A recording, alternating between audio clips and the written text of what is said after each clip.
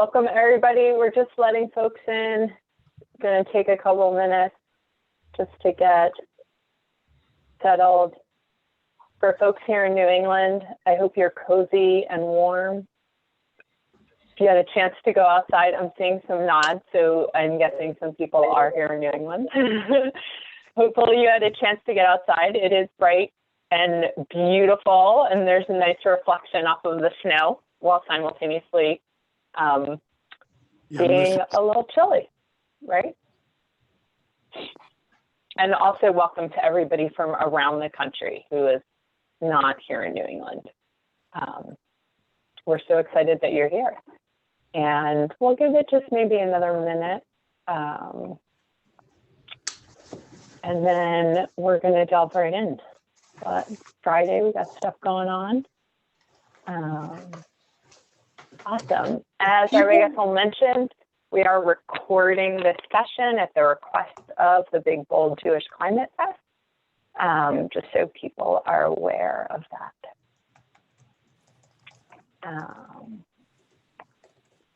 Awesome.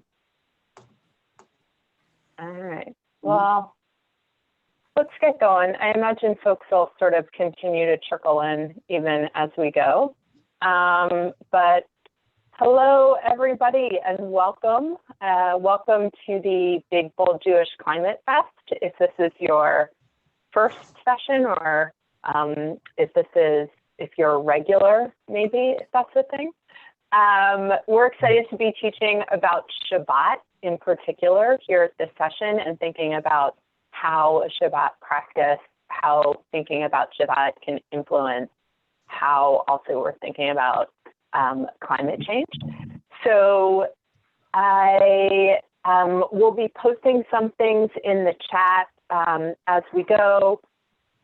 Resources, there are resources on the jewishclimatefest.org website in terms of actions to take afterwards. There's a letter of support that people can sign on to. We also want to thank Hebrew College for, I guess, sponsoring the stage, as I understand it, which is part of the Climate Fest. And I think with that, I will turn it over to Rabbi Getzel. Hi, Leora, and everyone else. My name is Getzel Davis. I'm a rabbi in Cambridge, Massachusetts. I'm curious. I know we don't have time to have like a go around and say where everyone's from. And if you want to put next to your name where you are, it would help my curiosity. Also, you are invited to turn your video on, although you are also, that's not the easiest thing or the right thing for everyone, so it's okay too. Today's topic is actually a little, to be honest, is a little bit of a teaser class. Leora and I this Tuesday, are going to be kicking off a series on Shemitah, on the sabbatical. There's a 7-year cycle called Shemitah, or sabbatical cycle, that's actually going to begin this Rosh Hashanah. I know that there are other classes that are addressing this. That's not going to be our topic for today, but Shabbat, the 7-day cycle, is the core ritual or liturgic or mythical unit for all of our 7 cycles, our cycles in time that range from weeks to cycles of 7 cycles of weeks, or 7 years, or 7 sets of 7 years of Jubilee. And we're calling it spiraling through time. I bet Leora can send a link to this, but I'll plug it again at the end. But today we're just going to be looking at Shabbat. We thought it was particularly fitting, also because, well, we don't know where everyone here is, but for many of us, it's Friday afternoon, and it's a nice time to be thinking about Sabbath. So I I'm gonna share a link. Oh, great. I see people are writing their locations in the chat. How fun. You can do that too. That works great. Great. So a lot of folks who are in this time zone, and a lot of people who aren't in this time zone. Leora and I are both in the greater Boston area. The link to the source sheet is here, but I'm also going to screen share. So you don't have to pull it up, but if you want to follow along, hey, Ben, it's nice to see you. You're welcome to do either. Before we get started, though, please do. We'll answer questions, but if you could please make sure that you're muted, that would be great. I just muted someone, and also because I hate muted and being muted, and I would love it if we were all like together and actually able to talk to each other. Feel free to ask your questions in the chat and interrupt at any time. And we might or might not be able to get to them. One of Leora and my rules are whenever we teach together is that if anyone, especially us, is using any kind of technical language, meaning, well, especially Hebrew terms, but also it often happens around farming terms or environmental terms, that people can at any time ask us to fill things in. Great. I think wow, there's 47 people here. How fun. Okay. Any questions, put them in the chat. Leora and I can help.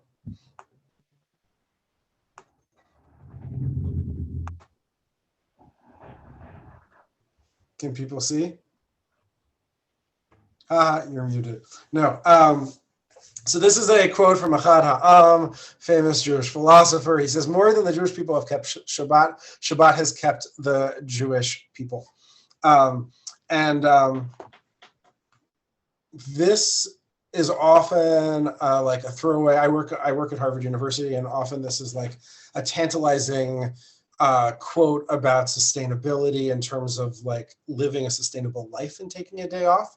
But I think that part of the reason why Leora and I are so focused on Shabbat and also about sabbatical is because there's the real possibility that Shabbat and these practices and not just the practices, but also the values underneath them might very well inform our what it means to live sustainably on this planet.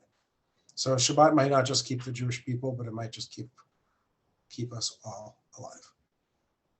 So the first thing I just wanted to get, and then we're going to jump back out and we'll have some conversations about this in just a few minutes. But I want to give us some text under our belt. First text is from Genesis, the very, very beginning of the Torah, actually the very end of the first chapter. God saw that all that she had made and found it very good. And it was evening and it was morning, the sixth day. The heaven and the earth were finished in all their array.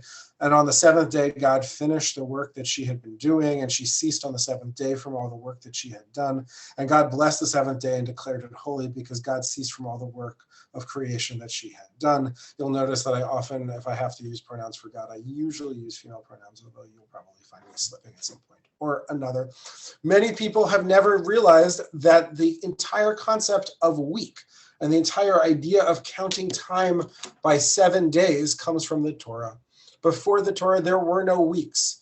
And it's a rather arbitrary system of counting to imagine separating 365 days into sevens. It doesn't actually divide equally at all. And lest we think that it's about months, it's true that months, lunar months, are about 28 days, but 28 and a quarter don't actually perfectly, because of the quarter, don't actually perfectly divide into sevens, and which is the reason why full moons don't always happen on Tuesdays. But the other piece is that we could have had 4-day system, like a weeks of 4, 7 sets of 4 in a month or anything else. But the entire idea of counting time by sevens and having weeks are from Genesis. There was no civilization counting time before the Torah, even from a historical perspective, not just the mythical claim of this being the creation of the universe. And obviously, with the creation of the week, we get the idea of a weekend, which is the idea of Shabbat, that there's a time for ceasing from our work. Okay. Now, I just want to interrupt for a second. Please. Yeah. Because this really blew me away the first time that I conceived of it, right? We have this 28-day month, but why don't we have 7 4-day weeks, right? Like that, for whatever reason, I was like, 7 4, like what? You say, well, maybe creating the world, like 4 days, like that's super ambitious, 7, you need some more time. But just thinking about this sort of, where does the 7 come from? Like, why, like, what goes into 28? I don't know. It was just really sort of earth-shattering when I first conceived of it. So I hope that you take a moment to really think about where this structure, that we take maybe for granted, at one point was new and radical and was presented. Yeah. Thanks, Leora. It totally continues to blow my mind. And one of the things that I've been practicing, I actually came up with in spiritual counseling with a student of mine recently, is the idea of cultivating miracles, not like willing the world to be different. I'm not sure that I really believe that we can think things into being and manifest in quite that way, but we definitely can try to find things, noticing things in sort of a way that we discover their miraculous quality. So what would it look like to really kind of get wowed on Friday nights or on Saturdays and really thinking like, wow, this is new. It's only like 3,500 years old that we are counting time like this. What would it look like to think of the world in any kind of different way? We're gonna switch now. We're methods. We're gonna switch into a chavruta mode. So we're gonna separate people into partners, and what we're gonna do is we're gonna look at texts 2 and 3 on the source sheet. Again, just in case you don't have it, the source sheet is right here. And I'll also drop the text. I'll send it out, the English at least, in a text to everyone once we split up. But what we're going to be looking at is chapters. Is the mention of Shabbat in the 10 Commandments. So the 10 Commandments are repeated twice in the Torah. The first time is in Exodus chapter 20, and the second time is in Deuteronomy chapter 5. The first time is Moses on Sinai experiencing the revelation, and the second time is Moses retelling the story. Deuteronomy is actually a Greek word. We call it devarim. In Hebrew, Deuteronomy is Greek, though it means the second telling. And what the second telling is retelling the story of creation to this very moment of being about to enter into the land of Israel. And but of course, whenever we retell a story, we find that we find something different than the first time we tell it. We experience something as different. So what we're going to be doing is comparing the text for Exodus and the text in Deuteronomy and trying to figure out what the difference is, not just first linguistically, like what is the difference in meaning, noticing those things, but also looking at what does it mean about our myth, to have one story, to tell a Shabbat story as if it were about Exodus, and a Shabbat story as if it were in the language of Deuteronomy. Any questions about this before we split people up? We're going to be comparing the Exodus and Deuteronomy texts of Shabbat, and then we're going to be coming back together. Yeah. Rabbi, could you please adjust your screen so we can see your whole face? Oh, sure. Thank you. No, thanks. Great. That's a great question. Any other questions that are as easy as that? Maybe. Do we know how time was measured before? So, I mean, the answer inside of the myth is there was no time before. There was nothing before creation. Or maybe there were lots of previous creations or something like that. From a historical perspective, different cultures have counted time in different ways. The Chinese had a bunch of different systems, including like a 10-based, I think a 15-based week system. There were other systems. The Romans never adopted, I'm pretty sure, they did have a concept of a week, but their month system was very different. I think there were systems, there were lunar systems and there were solar systems, and people generally knew that it took about 365 days to go around the sun. And people obviously got that the moon was dynamic and waxed and waned, and people counted time by that. But there was no base 7 system for time counting that at least we have any record of before the Torah. Hannah, I see your hand. Yeah. I don't really know a lot about the difference between like the Jewish calendar and then the calendar that we use today, but does the Jewish calendar have 4 weeks of 7 days? And if so, why are the Jewish holidays always on a different time than on the calendar we use in this society? So Leora and I have been teaching over and over classes about time because this is something we love. So I'm going to give you a short answer, but this is super deep. Okay, there are different ways to count years. There are perfectly lunar calendars, like the Muslim calendar. So sometimes Ramadan is during the summer, and sometimes Ramadan is during the winter, and everyone hopes that Ramadan is during the winter because you don't have to fast as long. There's also perfectly solar system calendars, like the American, like what we think of as 365 days, and that's based on the solar system, like a solar system.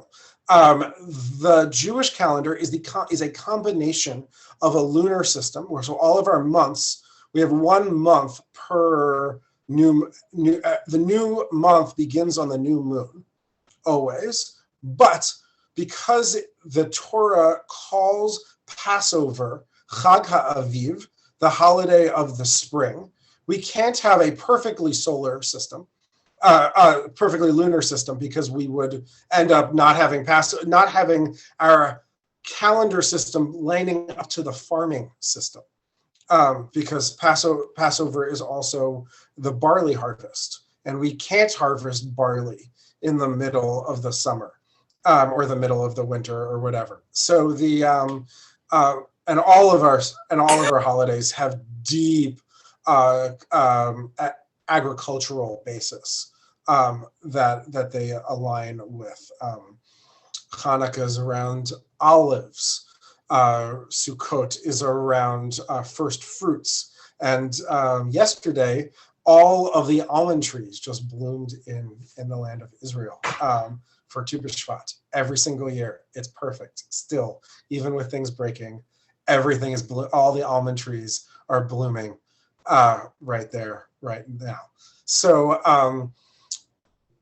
the mystics actually the mystics assign the moon. Do you know that the for image. a fact? Do you know that for a fact that the almond trees are blooming in Israel?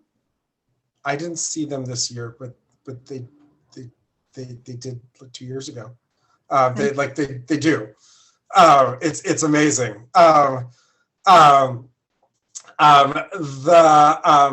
The lunar system is associated with the feminine because of female monthly cycles, and the solar system solar calendar is actually signed with the masculine because of like linear time and conceptions of that. And actually, what the mystics and even the Talmud call the way that we do leap months in Judaism is we call it the secret of pregnancy, Sod HaIbur, because it's the unification of the solar and lunar systems or the or the masculine and feminine system. So it's kind of cool. There's a whole lot more there. If you're curious, get more from Leora. You should drop a link or something like that at the point about how to sign up. But we're going to break now, and we're going to be comparing Exodus and Deuteronomy and their conceptions of why we have a 7-day cycle. Cool. Breakout. Two people. Could I ask a question? Hang out. I'm going to bring people up. If you hang out and ask me a question if you want to, and don't go into the group and then go into the group. Well, just why you're calling it spiraling. Oh, because circles go round and round but don't go anywhere. Spirals are the combination of suns and of a line and a circle becomes a spiral. Right, like they get bigger in intensity each time around, but each time we find ourselves at the same angle, as a reflection to the source. Thank you. Automatically into 2 rows. Why are you working? Great.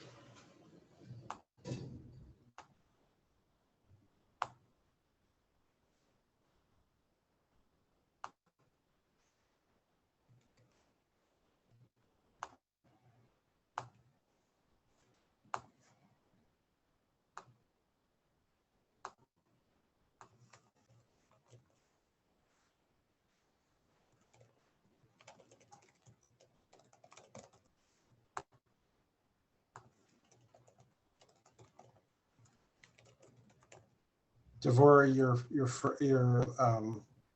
Yeah, there was no one else in breakout room 4. Oh, I'll send you a different one. Chat with your partner about similarities, differences, and this is hard.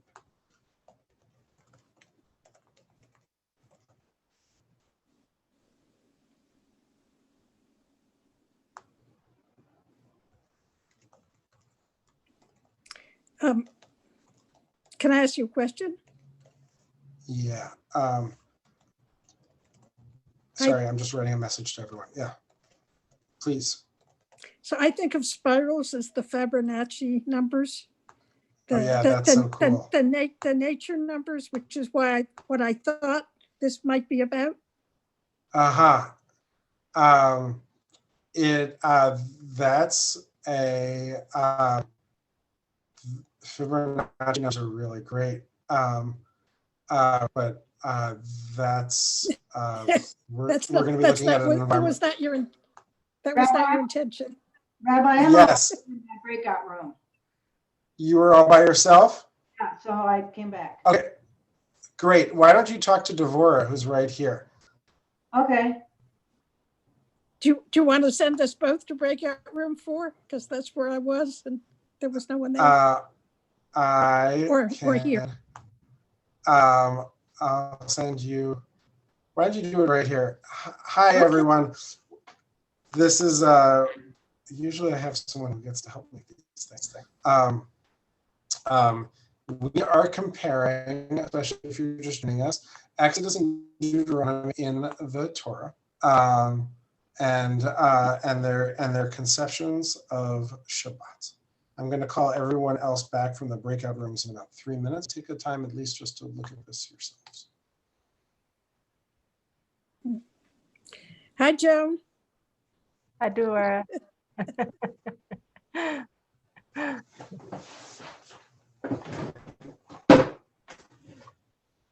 Hi, Kohenet Miriam. Hello. I'm not exactly sure what we're supposed to be doing. Okay, so I just in the chat shared, and it also was in that link that I sent out 2 or 3 times. There's the 10 Commandments are given twice. We're looking to see what the similarities are and what the differences are, and also if there's why we might tell a story that looked like this. Like, what would it look like to live in a world that had this story about Exodus or this story about Deuteronomy? Or like, what would it mean to have a relationship with Shabbat that had a story like this?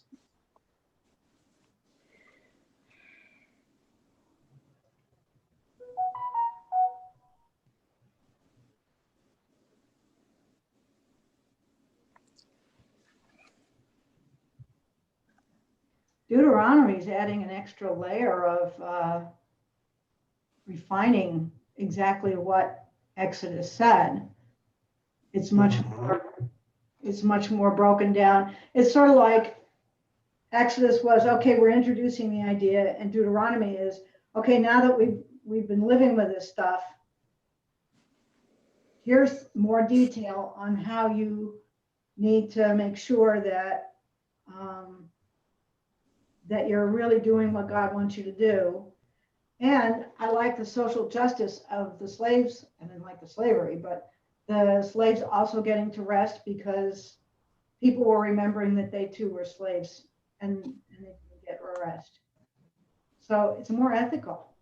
It's another step forward over what Exodus to me. Yeah, so there's an Deuteronomy Deuteronomy feels like it's an expansion.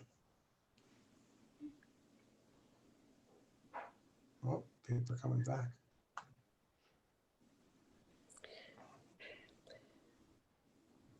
For me, Deborah, were you about to say Deuteronomy, something? for me, Yeah. Deuteronomy has sounded like an ethical will. Like it's sort of at the end of the journey, and it's sort of a recap rather than, so there logically should be more wisdom in Deuteronomy because they've had the experience now, and this is like the send off. So based on my logic of being an elder and feeling life's experience, there should be sort of by definition A large group now. more wisdom. Generally, and Exodus, it's more, there's more detail. we left the breakout room. Welcome back. Aw. We're continuing the conversation. You guys can send if anyone doesn't know how you can send direct messages. I don't mind if you want to continue these conversations across non-verbally across this. We're actually going to week, but also you're welcome to bring insights. We have got time for like 3 or 4 people just to share what they noticed were the differences between Exodus and Deuteronomy, both in terms of language and in terms of what it would mean to like engage with a Sabbath like this. And Devorah was saying that as a elder, it felt like Deuteronomy often feels like an ethical will, where Moses is older and wiser. Is that a decent summary?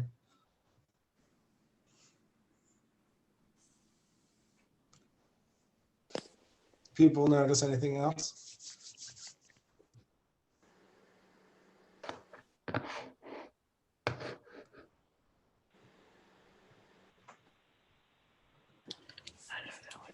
Okay, so someone wrote more of a Zahor, that there's a difference between guarding and remembering the Sabbath. And if anyone's familiar with the mystical 16th century poem L'Chadodi, which many people sing on Kabbalah on Friday nights, to the line Shamor v'Zachor b'dibor echad is actually a statement that everything. Well, thank you. That helps, Leora. Everything is actually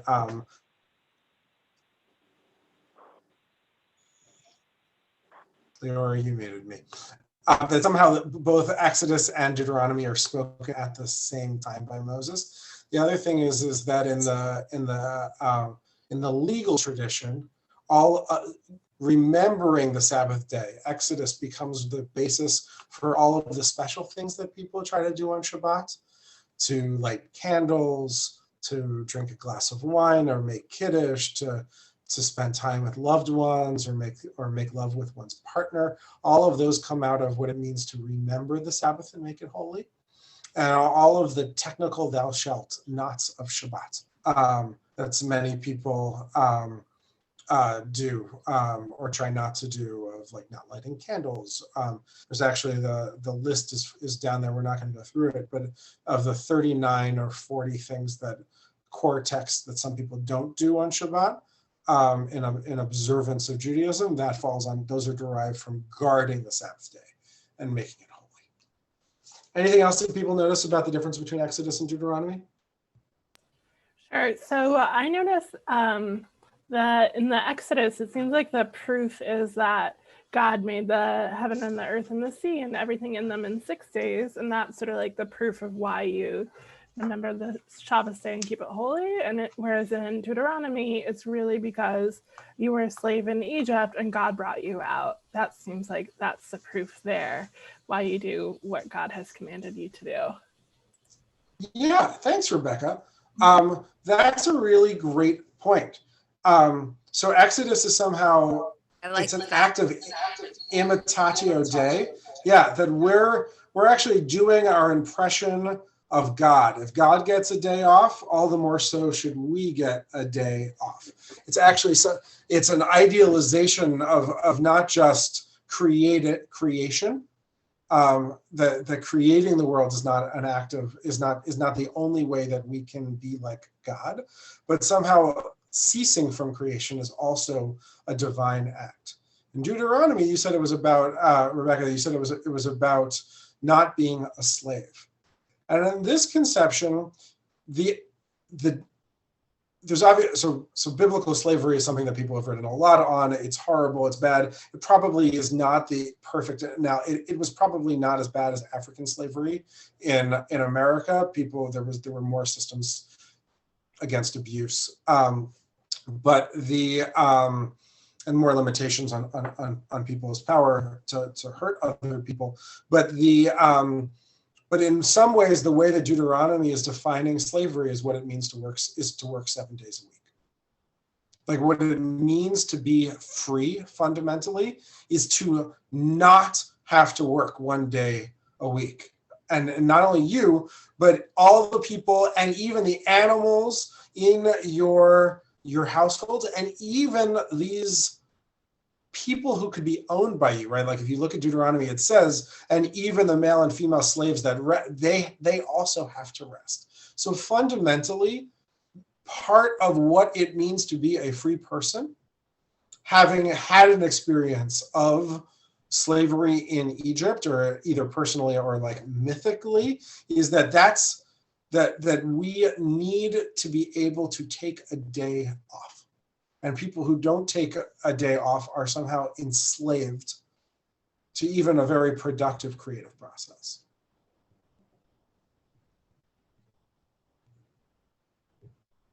It's not diminishing the value of work anywhere here.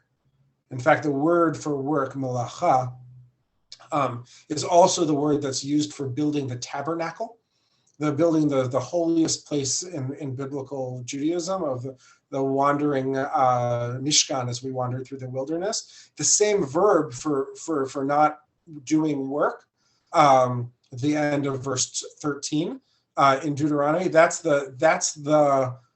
also the verb that's used for sacred work. And it's saying even sacred work, even agricultural work, even holy work, like you need to take a day off.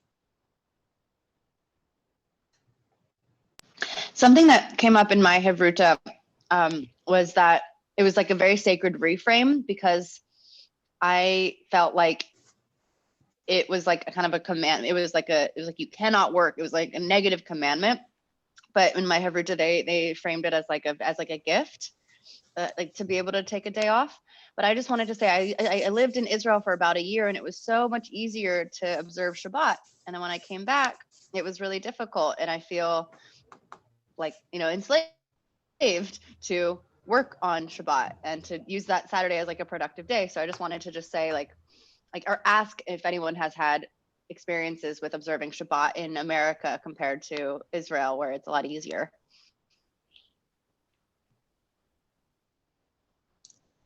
It's a really good question. Send Emma a message if that's something that you've experienced. I know that it is a much more easy for me to practice with community, whether it's here in America or outside of it.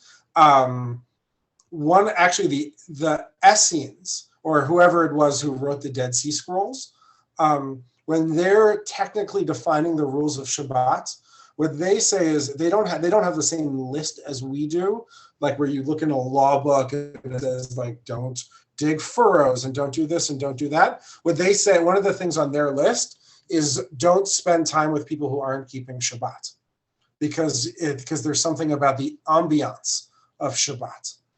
There's something in the Hebrew word is the avir.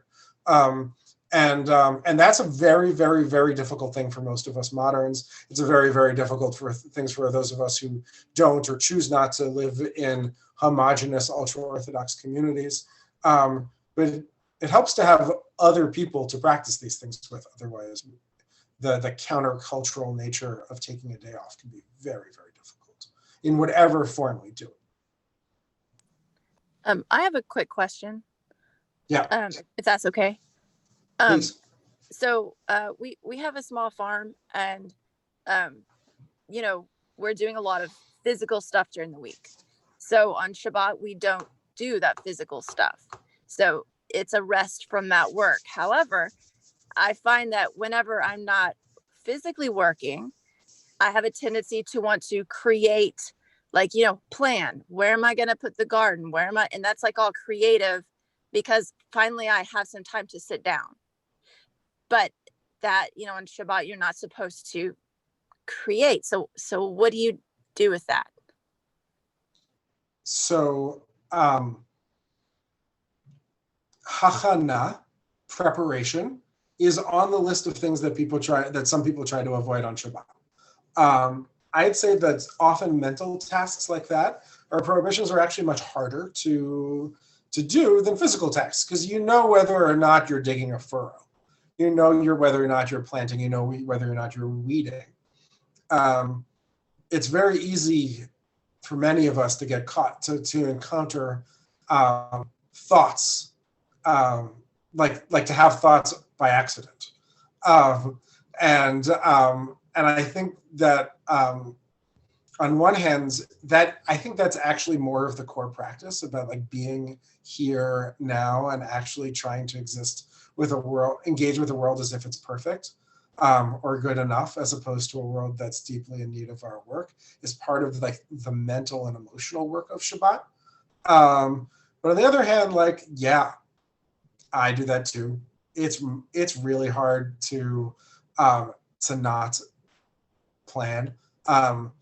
One thing you might do if you wanted to try not planning is to not plan on purpose. So it's one thing to if you find yourself daydreaming, to not beat yourself up too much, because try not to think of a big pink elephant is a good way to think of a pink elephant, not think of a pink elephant.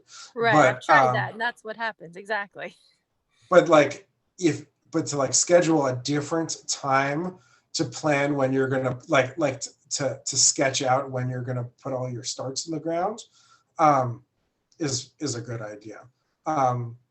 And also like to have friends who will help you in the process. I have a friend who's not a rabbi. He does lots of things on Shabbat that I don't do on Shabbat. But one thing he's incredibly good at, and he's been practicing for decades, is that this very, very busy guy does not talk about work on Shabbat. And catch it. And whenever I see him on Shabbat, he inspires me on it. So having people to help you achieve your goals can be a really helpful thing. Now I want to, Leora, yeah, go. Wait, can I have just quickly, I wonder about reframing that a little bit.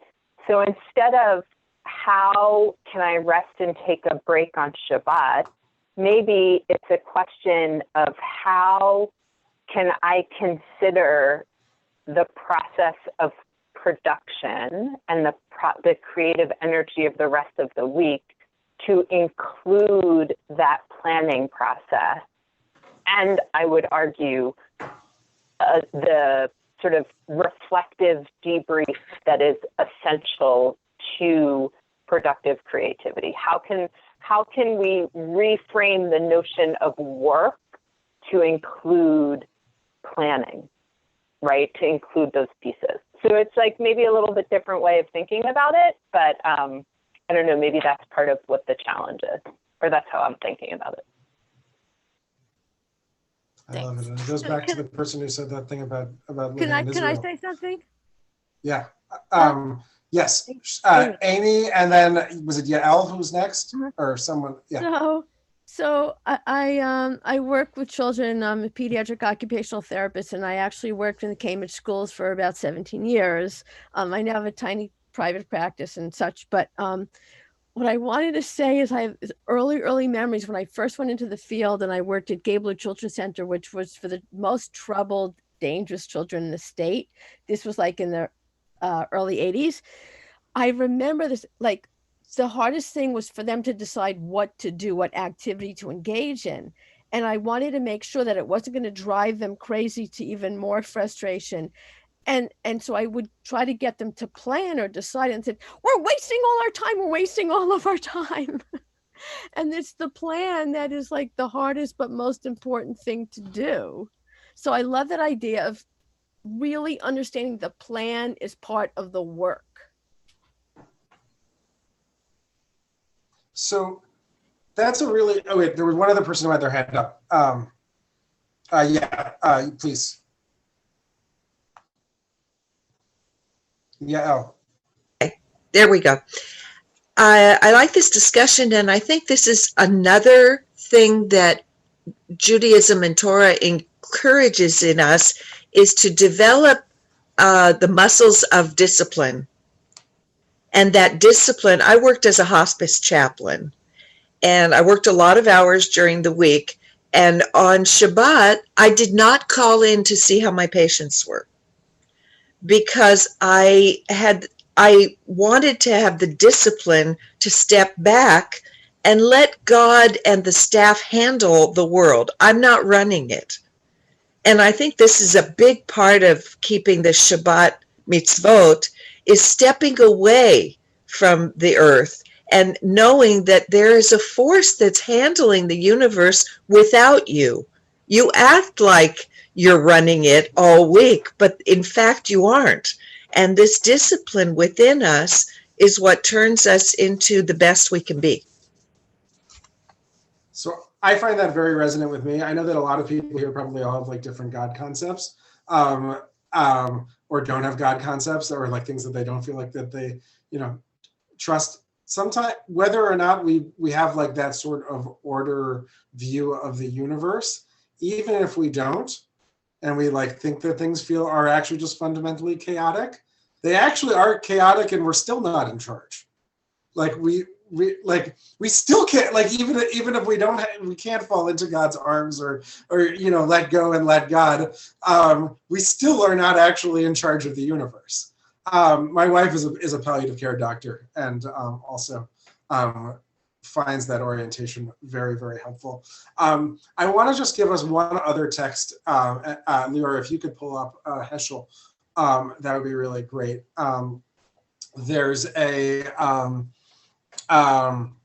Maria, you meant to send that to TL, or you sent it to me. This is Abraham Joshua Heschel. And Heschel here is going to kind of talk about what does it mean to rest. Abraham Joshua Heschel famously marched with Martin Luther King at Selma. He came actually from like a mystical Hasidic sect, but came to America and very much became an American rabbi. He's a deep inspiration for me, and he was my teacher, Rabbi Arthur Green's teacher. So here he says in his phenomenal book, which I couldn't more highly recommend, The Sabbath, he says, he or she who wants to enter into the holiness of the day must first lay down the profanity of clattering commerce, of being yoked to toil. She must go away from the screech of dissonant days, from the nervousness and fury of acquisitiveness, and the betrayal in embezzling his own life. He must say farewell to manual work and learn to understand that the day has already been created and will survive without the help of man. 6 days a week we wrestle with the world, wringing profit from the earth. But on the Sabbath, we especially care for the seed of eternity planted in the soul. The world has our hands, but our soul belongs to someone else. 6 days a week, we seek to dominate the world. On the seventh, we try to dominate the self. When the Romans met the Jews, they noticed their strict adherence to the law of abstaining from labor on the Sabbath, and their only reaction was contempt. The Sabbath is a sign of Jewish indolence, was the opinion held by Juvenal, Seneca, and others. In defense of the Sabbath, Philo, the spokesman of the Greek-speaking Jews of Alexandria, says, on this day we are commanded to abstain from all work, not because the law inculcates slackness. Its object is rather to give man relaxation from continuous and unending toil, and by refreshing their bodies with regularly calculated system of remissions, to send them out renewed to their old activities. For a breathing spell enables not merely other ordinary people, but athletes also, to collect their strength with stronger force behind them, to undertake promptly and patiently each of their tasks before them. This whole quote is from Philo. So Philo argues that the reason why we need a day off is so that way the rest of the week we can be really filled with energy. We need to rest. In order to inhale, we need to exhale, or in order to exhale, we need to inhale. We need to take breaks, and otherwise we ourselves will break and thus will not be able to be as creative. Here, though, we're about to see how Heschel is going to reject this idea as actually not his conception of Shabbat. He says, here the Sabbath is represented not in the spirit of the Bible, but in the spirit of Aristotle. According to the Stagirite, Aristotle, we need relaxation because we cannot work continuously. Relaxation then is not an end, for it is for the sake of activity, for the sake of gaining strength for new efforts. That's what Aristotle says, and that's what is bringing that's the argument behind taking a day off in order to keep working, is that we need relaxation because we can't work continuously. But Heschel continues, he says, to the biblical mind, and this is really Heschel's mind, however, labor is the means toward an end, and the Sabbath as a day of rest, as a day of abstaining from toil, is not for the purpose of recovering one's lost strength and becoming fit for the forthcoming labor. The Sabbath day is for the sake of life. Man is not a beast of burden, and the Sabbath is not for the purpose of enhancing the efficiency of his work. As it says, and this is actually also quoting L'Chadodi, Sof ma'aseh b'machshavat chila, last in creation, but first in intention. The Sabbath is the end of the creation of heaven and earth. The Sabbath is not for the sake of weekdays. The Sabbath is the weekdays are for the sake of the Sabbath. It is not an interlude, but the climax of living. 3 acts are denote the seventh day, and this is actually our text that we started with from Genesis. God rested, God blessed, and God hallowed the seventh day. To the prohibition of labor is added, therefore is added the blessing of delight and the ascent of sanctity. Not only the hands of man celebrate the day, the tongue and the soul keep the Sabbath. One does not talk on it in the same manner and that one talks on weekdays. Even thinking of business or labor should be avoided. Labor is a craft, but perfect rest is an art. It is the result of an accord of body, mind, and imagination. To attain a degree of excellence in art, one must accept its discipline, must endure slothfulness. The seventh day is a palace in time which we build. It is made of soul, of joy, and of reticence. In its atmosphere, a discipline is a reminder of adjacency to eternity. Okay, so that was a lot. The source, thank you, Leora, that was exactly what we needed. The source is right there. When you read Heschel's radical words here, where he's reframing or framing the Sabbath as a day, not of resting to create more work, but a day of being. A radical day affirming the inherent value of our lives, irregardless of what we do or don't do on the other days of the week. What does that bring up for you? What parts of you like it? And what parts of you push back and say, oh, no, that can't be right. I can't take a day off.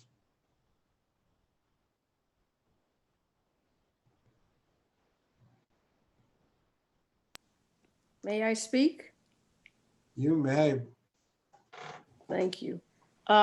This is going back to something I wanted to say before as well, because I don't totally agree with him either. I'm on both sides of it. I think there's more to it. The first, it starts with say, remember the Sabbath day and keep it holy. Before that, in Exodus, God said, be thou holy as I am holy, and that whole Musar thing. Now we think in modern days about meditation, about relaxation, everything they're talking about with why we need rest, why sleep is important. It does re-energize us. It's part of the cycle of yin and yang, so to speak. But also we're talking about how do we get the worries and the planning of the rest of the week out of our minds. Instead, it's what we put in there to substitute for it. So we have, when I started doing meditation and all those Eastern philosophies, what are all the Shulchan Aruch and all that and the prayers you say every day that you're supposed to say? That's putting your mind in a meditative state. Some of the gurus say you should meditate an hour every day, a day every week. Shabbat is like an extended meditation. If you're there studying and focusing on your relationship with God, then that in itself is the goal, but it also is the means by which your mind is cleared of the other stuff because it's pushed out by this.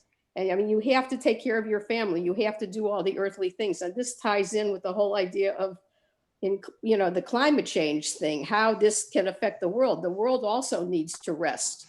And again, this brings me back to a lot of stuff that's going on. I studied economics. It's the whole consumerism, the whole way that the modern world is living. We're heading on this crash course because we don't stop and take a breath. And Shabbat is one of the first ways that we can learn to do that. Now, as the young lady from San Diego, I don't remember her name, Amy, I've gone through that myself too, because I'm so inculcated. I am not an Orthodox Jew, and the funny thing is during COVID, I've been doing a Torah study on Zoom with some friends in Hawaii, and I am more inward, and it's been easier to celebrate Shabbat. That's kind of a cop-out, but it also is a matter of intention, and you have to decide what your priority is going to be. But the main thing is like what Amy said, that's what all the time, if you start from the point of view that we're American and all these things are going on and we live in this society, then it seems like a chore to do Shabbat, but in fact, it really is a gift. So there's my 2 cents. Thank you. I love a lot of what you just said. I wanna just underline 2 things. One, there's a lot of people, even Orthodox people or people who like keep all the rules, who are really good at pushing things out, but don't know how to make it special. And like really like for a long time, I said I used to tell people I wasn't Shmirat Shabbat. I wasn't Shomer Shabbat. I was Zocher Shabbat. I wasn't following all the rules of the thou shalt nots, but I was really, really strict about trying to make the day, like filling the day with goodness. And honestly, as I got better at it, I discovered that actually I needed to turn off my phone in order to be present. Or I needed, like if I tried to do all of my, if I wanted to make the day really special, the thou shalt nots became means for the thou shalts, if that makes any sense. They were, and honestly, I'm agnostic about the rule, like the one set of rules being right for everyone.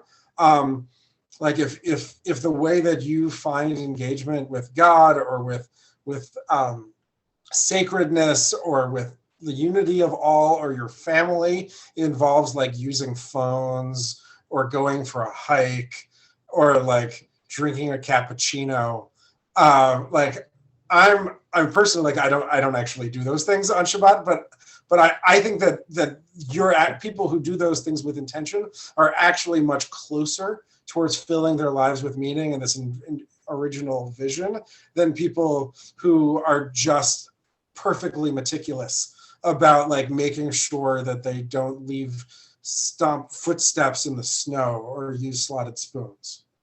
Did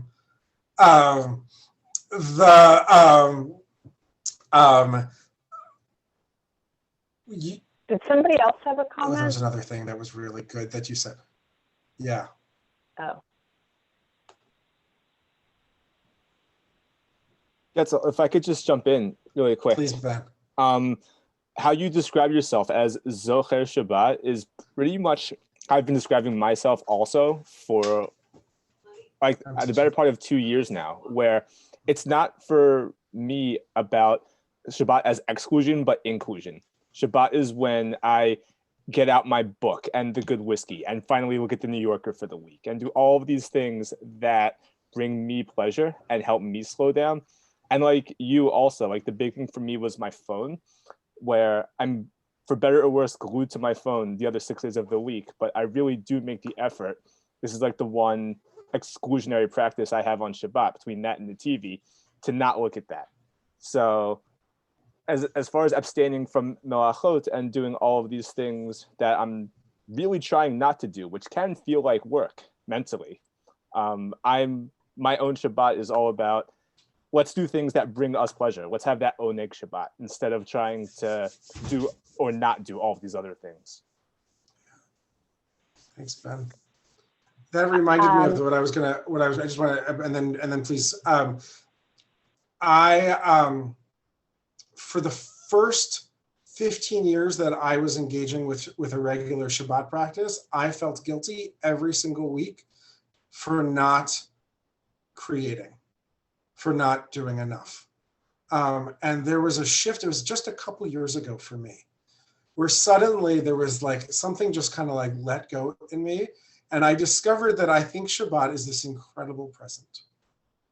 Like the idea that it's not even me giving myself a day, because I'm not sure that like I'm worth it always. Like there's like, like one of those thoughts, but like that there's this, for me, like a divine gift of a day off that I can just like surrender into as a parent and as a teacher and as someone who does far too many things, to be able to say, it's not my fault. It's just what I have, like, it's just what I have to do.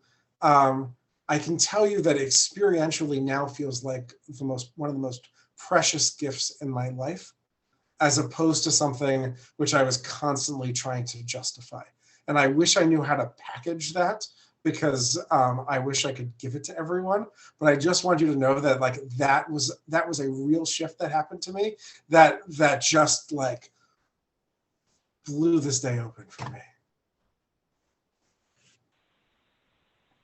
I was going to share that I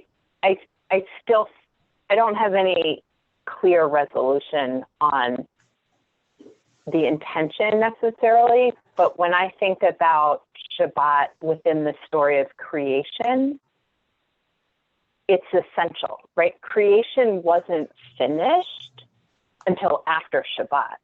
It's not like creation was done, and then there was this rest period afterwards, right? Like it was an integral and essential part of creation. And to me, that makes it feel, I don't want to say liberating, but like that it's like there's a need there for it. However we understand its intention, it is essential. It is creation, right? Capital C creation is not complete without Shabbat in some way.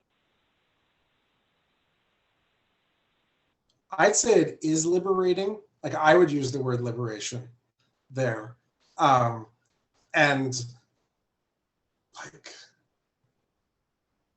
in the face of capitalism, in the face of consumption, like out of hand consumption, in the face of we're in the face of toxic masculinity, where so many of the men I know who are in my life have like worked themselves to sickness. And the fact that like this world is rapidly approaching the point where we're not going to be able to keep consuming like this. This is also practice, right? For like, what does it look like to live near people who you care about so you don't have to drive? What does it mean to like find meaning in something other than the number of dollars you make per hour? What does it mean, I deal with a lot of folks who are like also like I work with folks around transition to retirement and parenthood and transitions out of anything where it's like about how much we do, and already having one day a week where we're about something else becomes such a useful step when we're not able or unwilling to continue the previous status quo. Because it's one day a week where we're not addicted to our phones. Or we're not looking for another gig.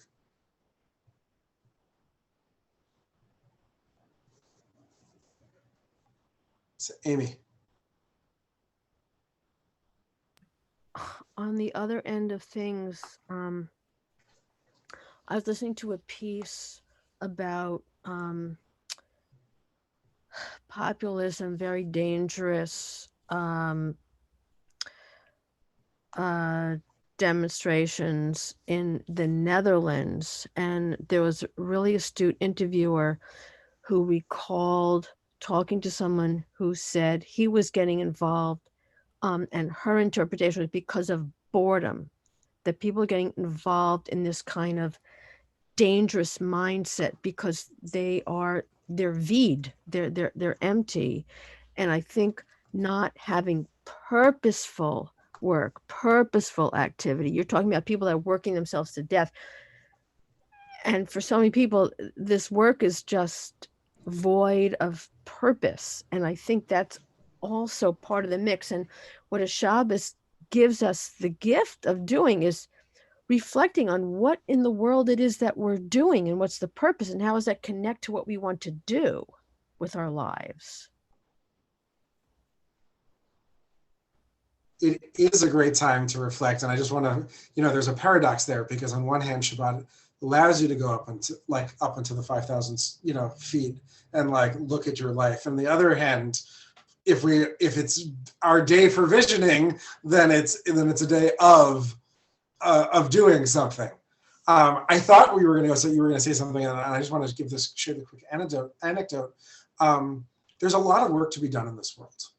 There's a lot of work to be done in running a farm. There's a lot of feeding humanity. There's a lot of work in making our world more just.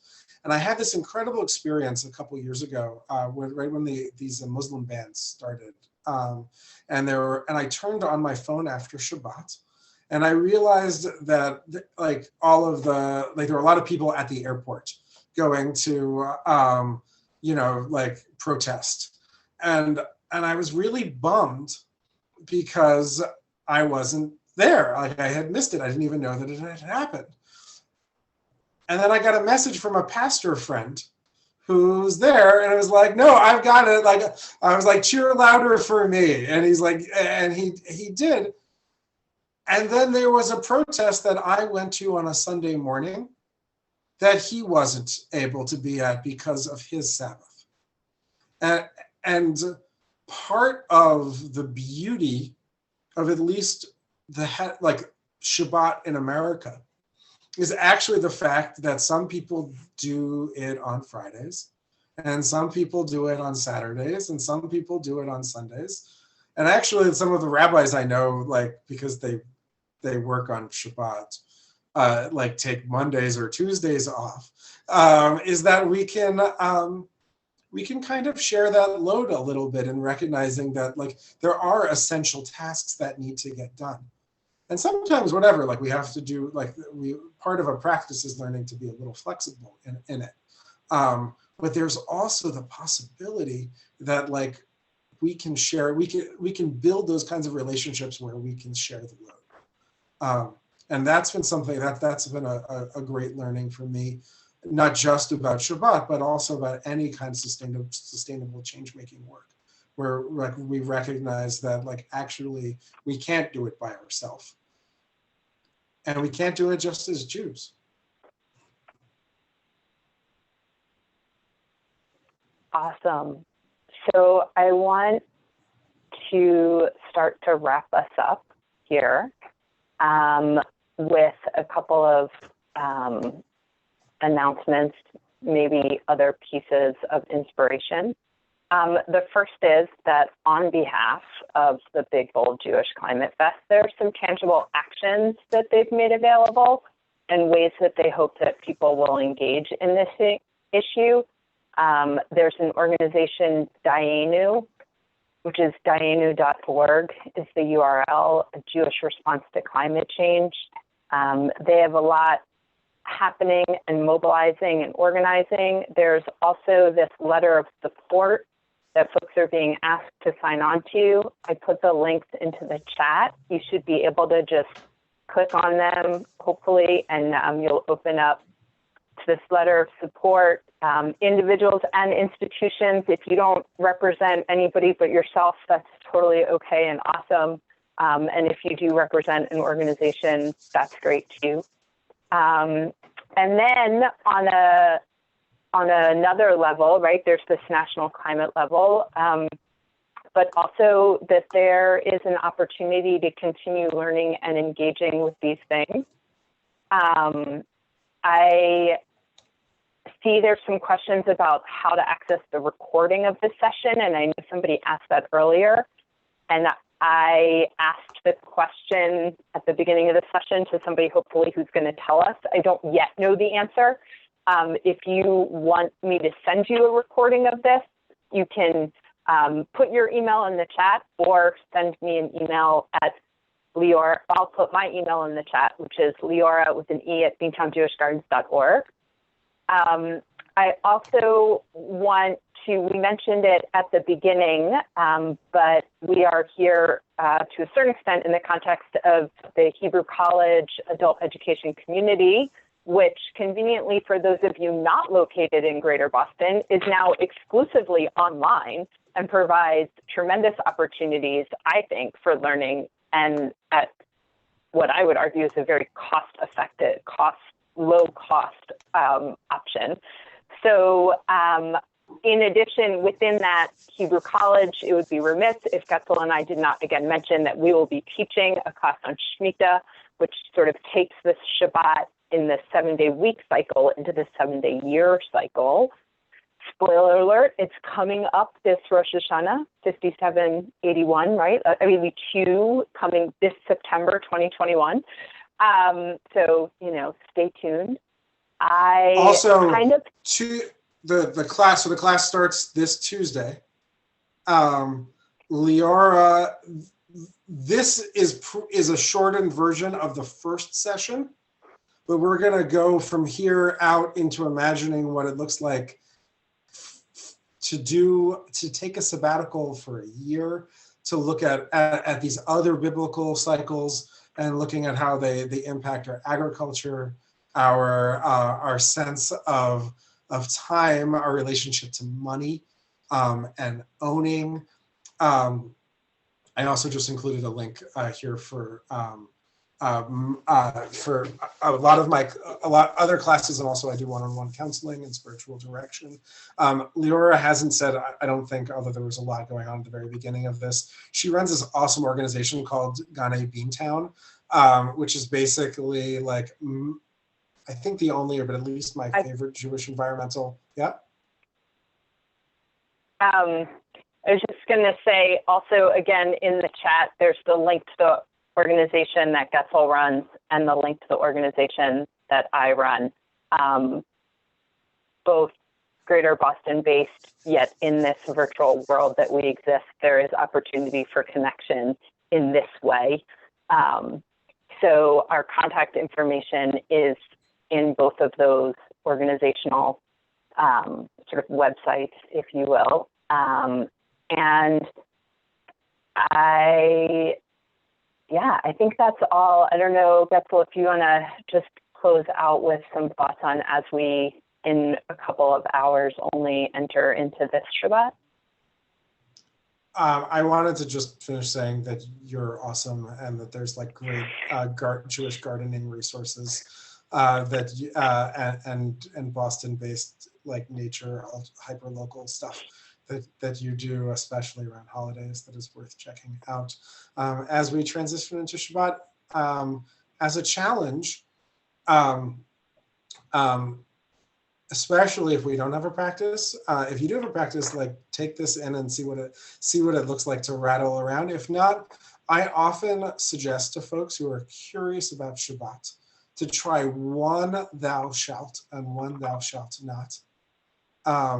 Not like we're setting ourselves up to fail to try to like adopt an entire system, but like one thing to try to do to make Friday night or Saturday special or sacred, or a possibility for encounter or stepping out, and also especially like back onto like what we were saying about like clearing all the thou shalt nots, like one thing that you might want to turn off of, either because of its like consumptive side or in order to make room for that like sacred encounter that you're actually looking for. So something to let go of and something to take on. And this doesn't have to be like a forever thing. You could just try it tonight. It happens every week. Anyway, I see everyone's heading out. It's like Friday nights or Friday afternoon, so sun's going down soon. It's been a pleasure getting to see you all. Thanks for taking this hour and joining us today. Thank you so much. That was amazing. Yeah. Thank you. Thank you. Shabbat shalom, everybody. Shabbat shalom. And everybody stay safe, and I hope you get vaccinated soon. Thanks, Ruth Ellen. Actually, I just realized there's one thing we hadn't thought of for the last hour. It was kind of nice in a way, although it is related to the climate thing. Yeah. Could go on forever. And if you're feeling inspired, take the class if you're free on Tuesday nights. There's a real sliding scale. Thank you. Nice to meet you all. Thank you. Are you leading the class, Rabbi? And Leora, we co-teach these. Wow. Okay. And we need 2 more people for it to run. So you could be one of them. Adva. Thanks, guys. Check it out. Thank you. Bye. Shabbat shalom, everybody. Shabbat shalom. Shabbat shalom. Amy, my mother is a pediatric occupational therapist. Where? Well, in New York and New Jersey, but she's actually in Cambridge, helping with childcare during this crazy time. She actually I think she's just registering in Massachusetts. She's trying to pick up remote work. Oh my God. So let me give you my website. Yeah. And I was at Columbia. People always assume I went to grad school up here, but I know I was at Columbia. She went to Columbia. So I finished in 79. My mother did it as a second career. She's only been doing it for like 25 years. Wow. What is your Jill mom's Davis. name? Jill Davis. So well, I'm writing this down. So I'm going to put in here my website, which has my email. Yeah, I'll pass it along. I think she'll get a kick out of it. And there's a video that shows you how to position your fingers for a traditional tripod, which is an endangered. Oh, I know. Yeah, I've had like. Which finger, is, yeah. I grew up with the fisted grasp, which in the 50s was not understood and no one could help me. So when I decided to learn how to play the violin in graduate school, I developed the position muscles in the hand for the first time. So anyway, let me put this. This is really cool. Great. This is really Jim, I don't know. You just joined us. The class is over. Opposablethumb.org. Suzanne, did you have a question or a comment? You're still with us? I don't know. Are you also in OT in some way that you're excited? Is someone else in I OT? love your background. Now yeah.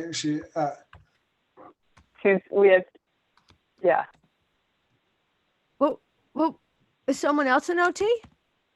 No, I don't know. Shook her head no, but she's hi. No, I'm not an OT. Hello, everyone. I just enjoyed this session so much, and I'm just hanging around because it's lovely to spend time with you all. Oh, okay. Lovely. Great. I just didn't know if you had a question specifically or a comment, and I wanted to just make sure we got to Thank it you if very there was. much. I grew up in an Orthodox household, so I understand the beauty of Shabbat, and it's just lovely to talk about it. Yeah. Thanks. Good. Yeah. Thank you. And can I also say that you identified your location by what watershed you're in? Yes. Like even more, it's the people who are on the land, but the geological features also, it's like all these ways that we think about place or don't think about place. Yeah, so thank you. You're welcome. I'm an activist in my watershed group. Well, I don't know what state you are in. Okay, so I'm near Philadelphia. Our Okay. watershed's in Philadelphia, Pennsylvania. Okay. Yes. Gotcha. I probably should put We that actually- up next to the name. We actually often begin our first classes by asking what their close water body of water is, and we don't. Maybe we should do watersheds just to change it up. Yeah, I think most people don't know what watershed they live in, right? So we can do or. If you need any assistance with the project concerning watersheds, I'd be happy to help in any way that I can. Is there a resource that we could like have people plug in their address to it? Is there like a website you can put in your address and it tells you what watershed you're in? Or is this an app that is? Yeah, that's a great question. In Philadelphia, we have that. I don't know if every city has it, but in some ways, Philadelphia is actually leading in the watershed topic. So maybe that's something that will roll out across the nation. I certainly hope so. But I could definitely connect with you and give you resources. So let me pop my email in the chat for you, and please contact me. Let me just pop that in. Suzanne, it's lovely to connect. Yeah, and I just love your background. It just like breathes life into my screen. Thank you. It's my kitchen. Oh. Thank you. Amy, I'm just sending my mother your contact. Oh, okay. So I have to tell you, I didn't want to take up more time of the whole group, but when we were paired up, that was a fantastic thing to pair us up. So I told the story that when I was in graduate school and just barely keeping my head above water, one of my colleagues, it was just 32 people in our class, invited me for Shabbos. She was really from. And at the end, when I was on my way out, I'll never forget this, at the door, I looked at her and I said, how do you take all this time off and still survive the program? And she looked at me and she said, if I didn't do this, I would never survive the program. And that was it for me. And I've been observing Shabbat really? ever since then. And I once gave a really big deal presentation at the national conference, and I couldn't take Shabbos off. And I was a whole mess the rest. The thing went off great, but I was a whole mess the rest of the week. Yeah. It's so powerful. So one more thing. Do you know about this? This is a movement no one knows about that I've been telling people about for decades. Take back your time. No. And guess what? There is it's fantastic. There's tons of humor in here. And it's an edited piece, and there is a chapter on Shabbos written by Arthur Wasco. Oh, wow. In here. And I was so psyched to hear it. Can America learn from Shabbat? Arthur Wasco. I don't know if you can see it. That's great. I mean, Arthur Wasco is phenomenal everything. But yeah, no, I just want to say like that all that like that's very resonant. Like that story is resonant with me, and the this idea of time, it's such a big one. And I don't know, especially like, I mean, I just like threw in there that like around masculinity, like I have such huge stories that were just kind of like injected into like my assumptions of the way the world was supposed to look and work are around what defines value in terms of time. And Shabbat has just been like the most countercultural, subversive, like interrupting thing. I did not grow up.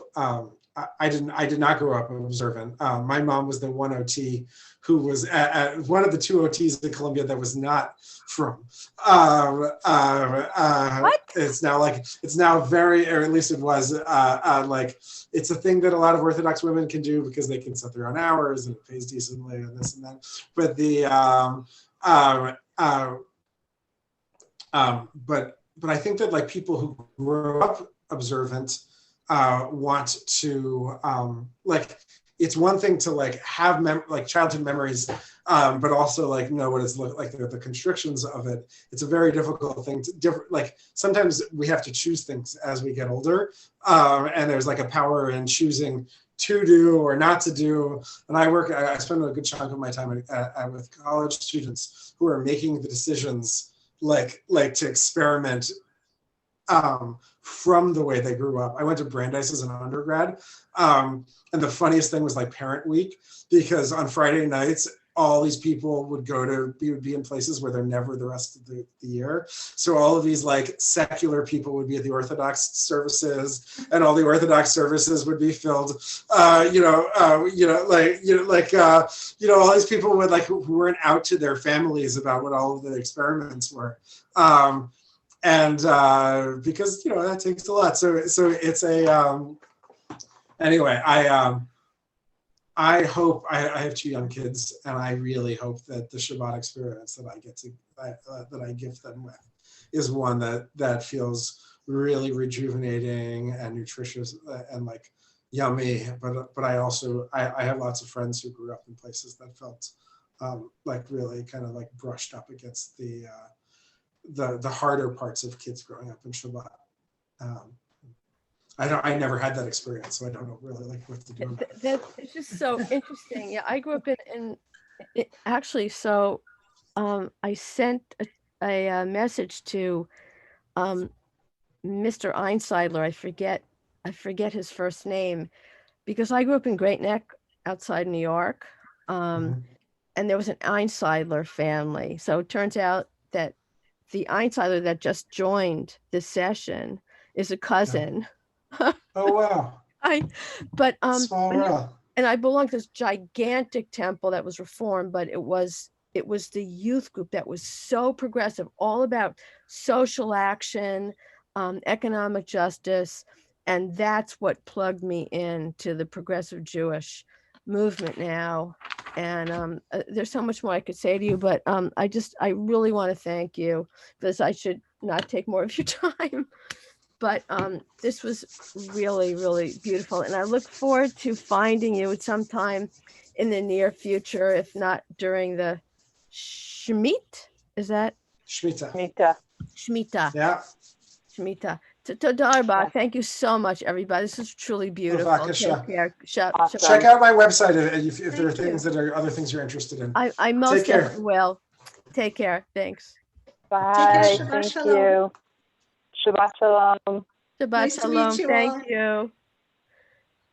Thanks, Thank Leora. you, Leora. You're welcome. Ciao. Excellent. So Leora, we're at 6 out of 9. Yep. I think that we're pretty solid. I was chatting with Rebecca, who was in that group, on the back end also, because I know her through other circles. Yeah. So and 6 out of 9 is 9. If they've told you 9 there's been no official word to me about how many people we need in a class. The contract is vague this year. So if they've told you 9, that's great, because I haven't heard anything. So awesome.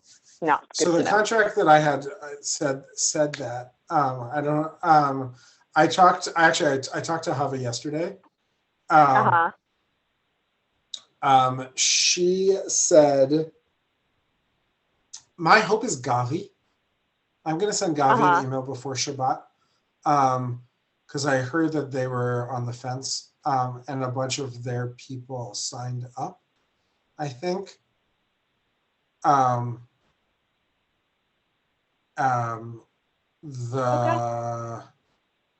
think a bunch of Gavi's people signed up, so that and I heard from Rebecca Thrope that Gavi was thinking about taking it, so that'd be close. And Ahava said that she couldn't give the go ahead, that if we hit 8, that it would probably work. Okay. I feel like we're going to get there. I don't know. I'm not too worried. Great. But anyone else other than Gavi who you think we should nudge? No, I saw that Anna Pierce still signed up for your other class with David. Well, that's weird. Why? Wait, Anna. Wait. Who's the farmer? The one that's Anna. Anna. Did she not sign up for ours? I don't think so. She was on. Her name was not on our list. Her name was on the list that Adva shared of your class with you and David. Yeah. Okay. Which I don't know why she was sharing that with me, but whatever. Yeah. So I think that's awesome that she's, doing another class. I didn't realize that she was taking the wrong one. Well, Why is it wrong? Because I'm worried our class isn't going to run, and I want her. I'm worried. I'm not worried, but okay. Great. Well, I don't know.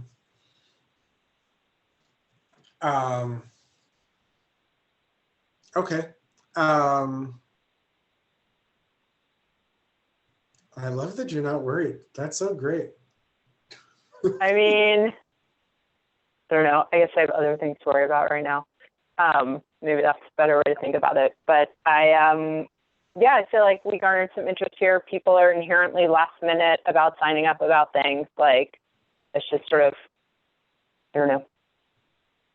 Anyway. Would you send an email just to our alumni one more time? Do you want me to do that? Sure, I can't do it today, but I can do it on Sunday or Monday. Kind of last minute. I don't know. Yeah. You might nudge someone over the line. Yeah. Okay. All right. Oh, here we're still recording.